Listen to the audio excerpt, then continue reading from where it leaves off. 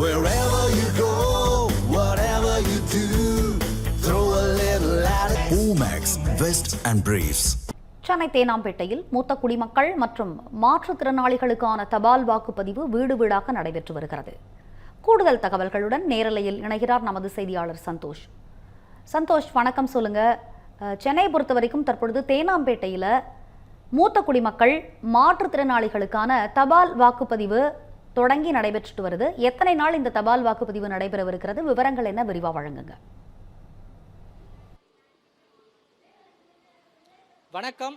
மாநிலத்தின் முதல்வர் யார் என்பதை தீர்மானிக்கக்கூடிய தமிழகத்தின் சட்டமன்ற தேர்தல் வருகின்ற 23ஆம் தேதி நடைபெறக்கூடிய சூழ்நிலையில் தபால் வாக்குப்பதிவு இன்றைய தினம் விறுவிறுப்பாக நடைபெற்று வருகிறது. குறிப்பாக 85 வயதை கடந்த மூத்த குடிமக்களுக்கும் அதே போல 40% மேலுள்ள மாற்றுத்திறனாளிகளுக்கான வாக்குப்பதிவு என்பது அவரது இல்லங்களிலேயே நடைபெறக்கூடிய காட்சி என்பதை தொடர்ச்சியாக பார்க்க முடியும்.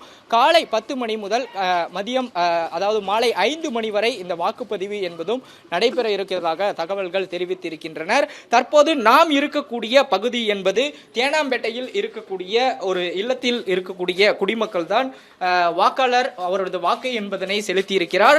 தேர்தல் ஆணையத்தினுடைய விதிப்படி தேர்தல் நடத்தக்கூடிய அதிகாரி அதே போல அவருடன் 4 நபர்கள் என 5 நபர்கள் மொத்தமாக வாக்காளர் இல்லங்களுக்கே சென்று இதற்கு முன்பாக அவர்கள் 12D ஃபார்ம், அதாவது பூர்த்தி செய்யப்பட்ட படிவத்தை விண்ணப்பித்தவர்கள் இந்த தபால் வாக்குக்கு தகுதியானவர்கள் என்றும் அவர்கள் தொடர்ச்சியாக வாக்களித்து வருவதையும் பார்க்க முடிகிறது. தற்போது நம்மிடையே இந்த மூத்த குடிமக்களான தகுதியான நபர் அந்த வாக்காளர் அட்டையை கொடுத்து வாக்கு என்பதனை தற்போது தபால் வாக்கு என்பதனை செலுத்தி இருக்கிறார். அவரிடமே கேட்கலாம். அம்மா வணக்கம். இந்த 2026 தேர்தலில் உங்களுடைய வாக்கு நீங்க செலுத்திட்டீங்க. தேர்தல் அதிகாரிகள் வந்தாங்க. எந்த அளவு உங்களுக்கு ரொம்ப எளிமையா இருந்தது ஓட்டு போடுறதுக்கு, அதை சொல்லுங்க. பேசவா? ஹலோ, சொல்லுங்க. பேசவா? நான் யாருன்னு கன்னிமா, ஆலியம்மன் கோவில் பின்னால் 55ல் 55 நடேசன் கன்னிமா. ஆக மொத்தத்தில் உங்களுக்காக தான் நான் கஷ்டப்படுறோம்.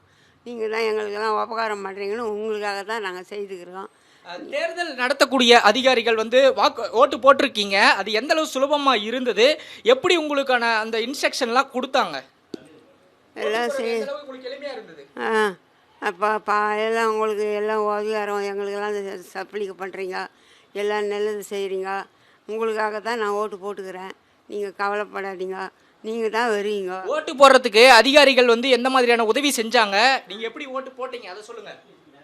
எப்படி ஓட்டு போட்டீங்க, அதிகாரிங்கிட்ட என்ன பண்ணீங்க, எப்படி செய்யணும், ஏதா செய்யணும்னு புரியல எனக்கு பேச.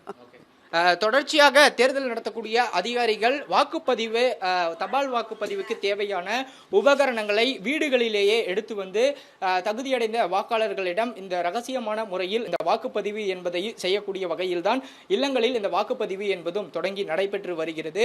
சென்னையை பொறுத்த வரையிலுமே 16 சட்டமன்ற தொகுதிகளில் இந்த வாக்குப்பதிவு என்பது மும்முரமாக நடைபெற்று வருவதாகவும் தெரிவித்திருக்கின்றனர். காலை முதலிலிருந்தே சென்னையில் இந்த தபால் வாக்குப்பதிவு என்பது பதிவாகி இருக்கக்கூடிய நிலையில் மொத்தம் 23,415 மூத்த குடிமக்கள் இருக்கிறார்கள் என்றும் 12,501 பேர் மாற்றுத்திறனாளிகள் இந்த தபால் வாக்காளர்களுக்கு தகுதியானவர்கள் என்றும் கண்டறியப்பட்டிருக்கிறது.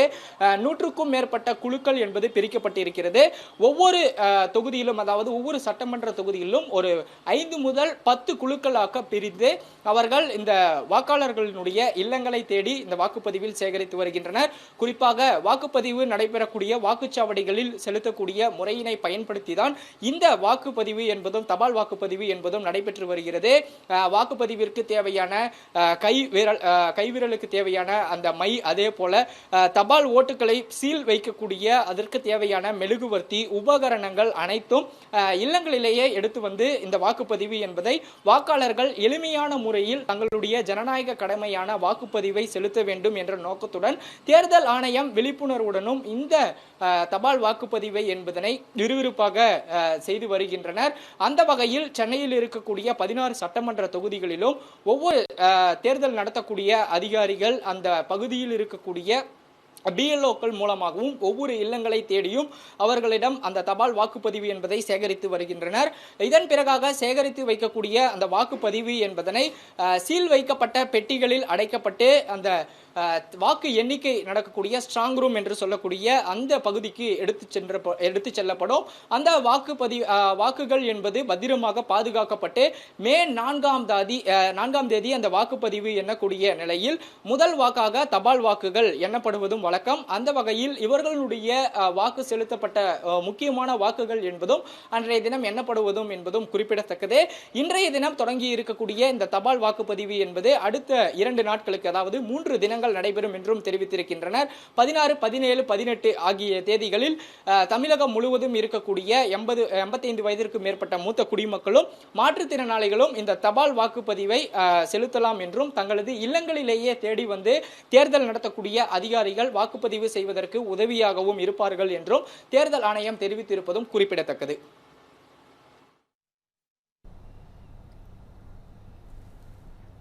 சென்னையில் மூத்த குடிமக்கள் மற்றும் மாற்றுத்திறனாளிகளுக்கான தபால் வாக்குப்பதிவு தற்பொழுது தொடங்கி வீடு வீடாக அவர்கள் சென்று எடுத்து வருகின்றனர், நடைபெற்று வருகிறது. விவரங்களை விரிவாக வழங்கியமைக்கு நன்றி சந்தோஷ்.